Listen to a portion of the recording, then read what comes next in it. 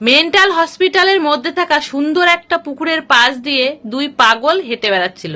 তারা দুজনে ঘুরে বেড়াচ্ছিল। হঠাৎ একটা পাগল সেই পুকুরের মধ্যে পড়ে যায়।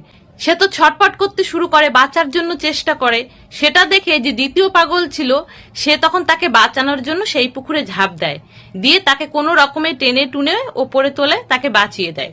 এই কথা মেন্টাল হসপিটালের কর্তৃপক্ষের কানে যায়। তারা তখন মনে করে যে পাগলটা বাঁচিয়েছে সে হয়তো সুস্থ হয়ে গেছে। সুস্থ যদি না হয় তাহলে ওভাবে তো আর টেনে টুনে বাঁচাতে পারে না তাকে। পরের দিন সেই পাগলের বাড়ির লোকদের খবর দেওয়া হয়, তাদের আসতে বলা হয় যে তাকে ছেড়ে দেওয়া হবে, সে সম্পূর্ণ সুস্থ হয়ে গেছে। এবং সেই পাগলকেও ডাকা হয়। তাকে ডেকে বলা হয় যে দেখো, তোমার জন্য দুটো খবর আছে, একটা সুখবর, একটা ভালো খবর।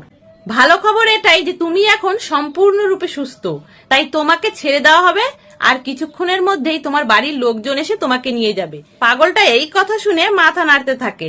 তারপরে মেন্টাল হসপিটালের কর্তৃপক্ষরা বলে যে তোমার জন্য যে দ্বিতীয় খবর যেটা আছে সেটা খুব খারাপ খবর। তুমি কালকে যাকে বাঁচিয়েছিলে না, সে গলায় দড়ি দিয়ে আত্মহত্যা করেছে।